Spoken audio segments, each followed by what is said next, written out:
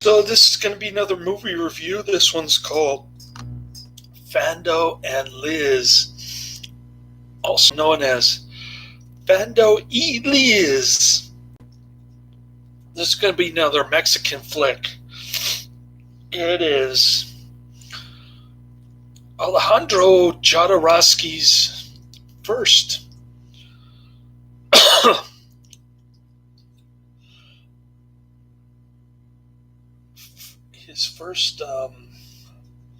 full-fledged movie debut. I'm not talking short film, I'm talking about normal length film. It's an hour and 33 minutes. It gets a very high 7 out of 10 on IMDb, 4,968 ratings. So, pretty well-known film. I don't think there's ever been a Jodorowsky film that I've disliked. I'll never forget the more recent movie of his that I saw, where his mother is peeing on his dad. And he just goes,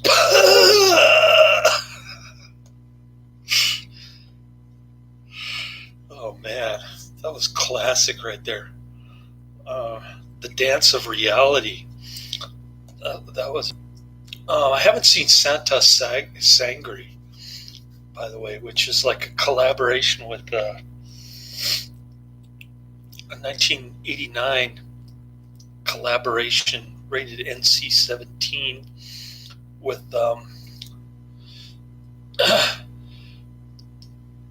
who did he collaborate with? It's like one of those Italian horror dudes, the vegetarian guy. What's his name? Can't even think of his name. But yeah, that's a horror movie. This one's more like a dystopian kind of sci-fi movie. Anyways, El Topo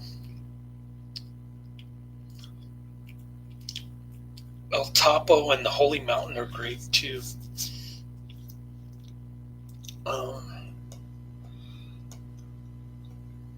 So yeah, so there's a lot of nudity in this one. What was I gonna say?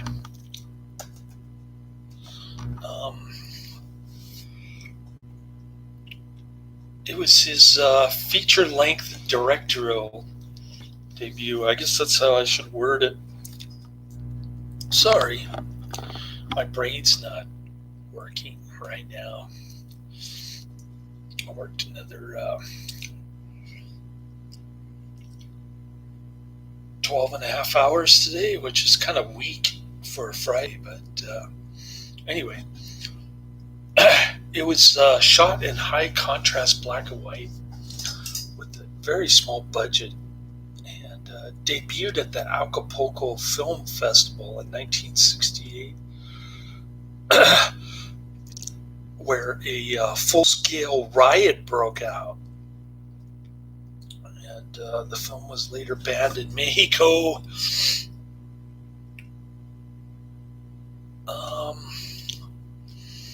This is a great flick. If you like surreal movies, if you like Meshes of the Afternoon, you're going to love this. Although I have to admit, it is a bit overwhelming.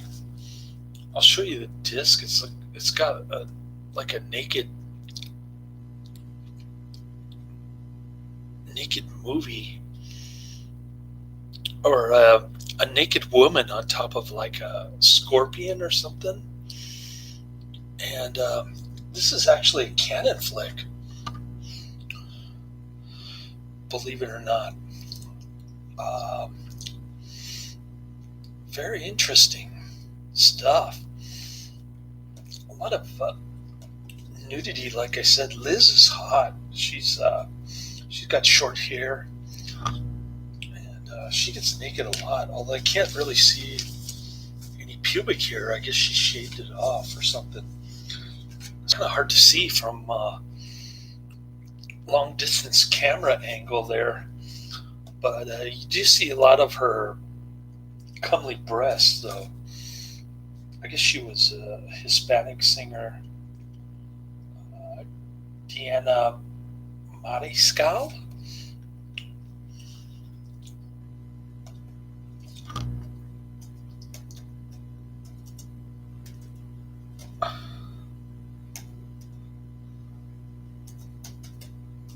Yeah. Singer and artist. She had a hit song at age 14 called Piccolo Piccolo. Then she became a movie actress.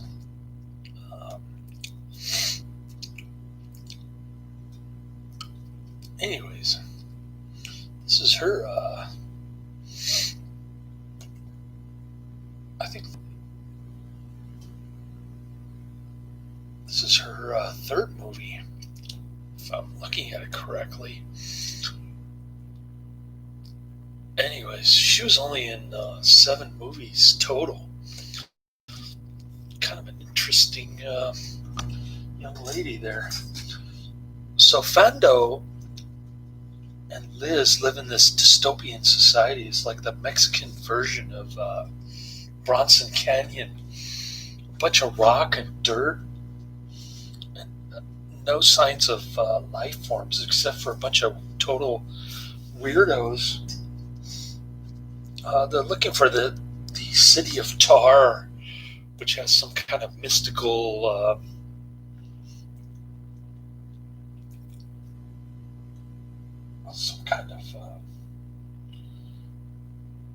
mystical mythology, I guess you would say. I'm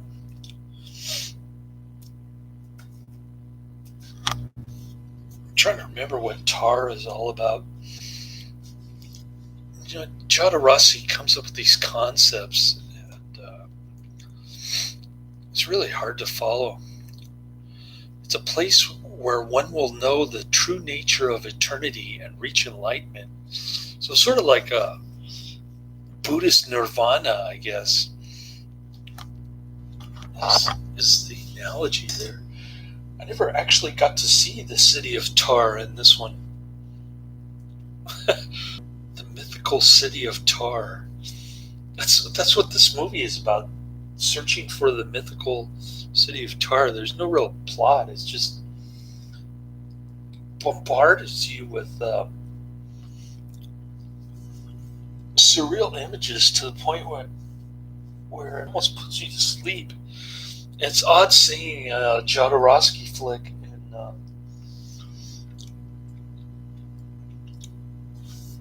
in black and white. I have to admit that it was a little bit monotonous for me. I had to take my eyes off after a while.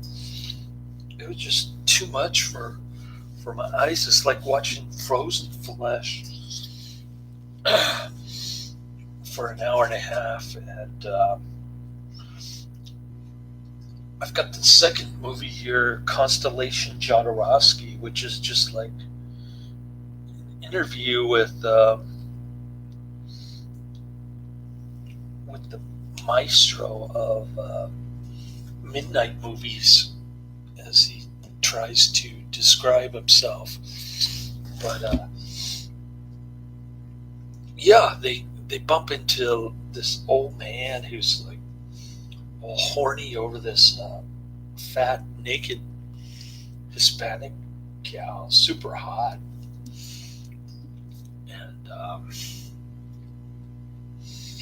And Fando keeps going back and forth between being a really sweet-talking guy and just totally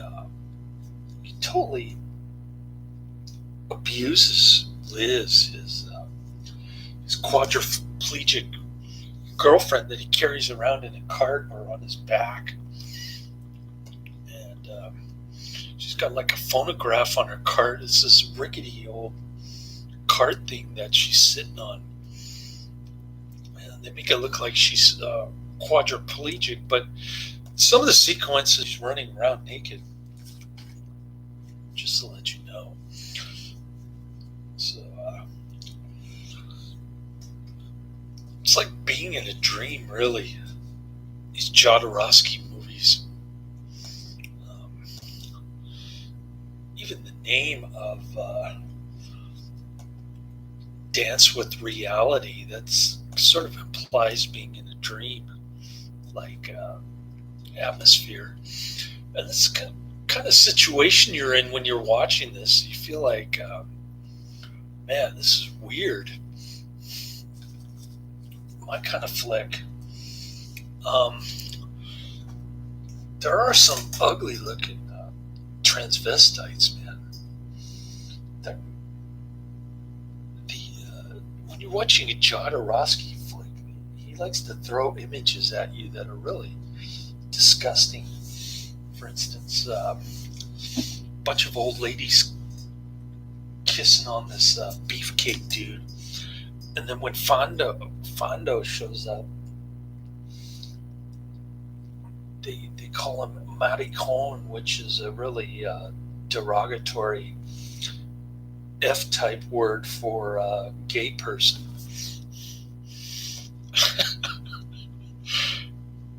And then Fando's like dragging his girlfriend in the dirt and the rocks. Pretty brutal. And towards the end, he stomps on her to death because she broke his drum after complaining about being handcuffed and chained to her cart. I don't know why she even hangs around this guy, but I guess it's part of that searching for the long lost city of Tar. And she keeps saying that she has nobody else. That's her excuse for sticking with this guy. He's just completely brutal. And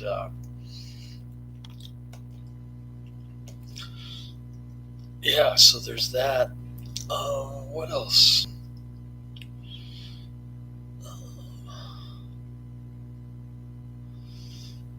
It's supposed to mimic the workings of the subconscious. I'm not so sure I want to be subconsciously like stomping on my girlfriend to death or dragging her through the mud, quite literally. But whatever. It's Jodorowsky. It's about what you'd expect from him. It's not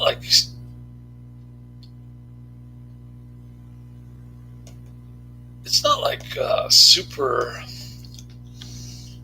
offensive, but there are some scenes like the old woman kissing on that beefcake dude, or multiple old women kissing on him, and the transvestites. Ugh, that really grossed me out. The transvestites dancing around, and then they dress up Liz like a man, and they dressed up Fando like a transvestite, and anyways, I'd like to see Santos Sangre, but it's not available on Netflix, so I'll forget that. But I'm definitely a huge fan of Jodorowsky. Every single film that I've seen of his is an automatic 5 stars. And as I've said before, even The Holy Mountain with this New Age ending is a great flick. can't get enough of it. I wanted to see it at Castro Theater, but I couldn't find any parking. So I ended up watching a horror flick.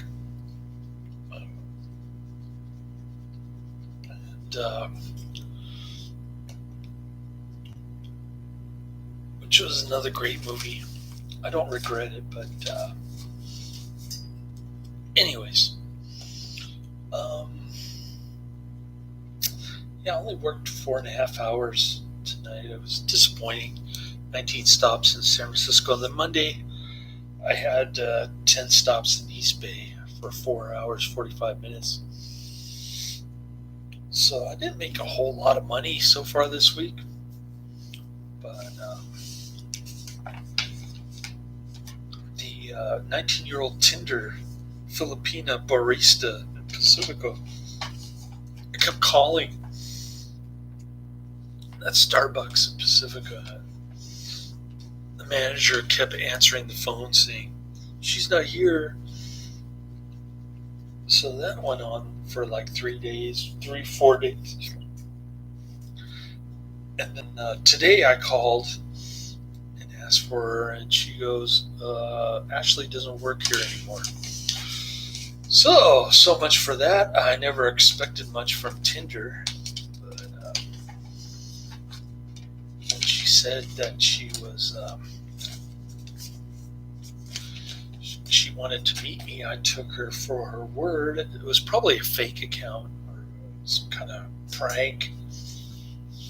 Or maybe she's looking for a sugar daddy. Who knows? It doesn't say in her profile, but I told the whole incident. I kind of opened up to my 20-year-old Filipina coworker who was working from home, and she loves to chat on Google Chat at my work. And yeah, I don't think I could ever get her interest unless she's like 40 years old and I'm like 68. But anyways,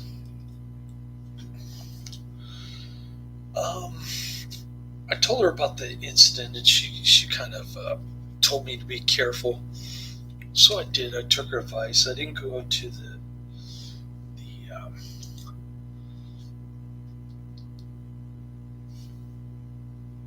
Starbucks in Pacifica. I went to the one in South San Francisco, about half a mile from where I work. And they didn't have my bacon Gouda sandwich. I was kind of bummed out about that. Wanted to use the coupon that I got from LinkedIn to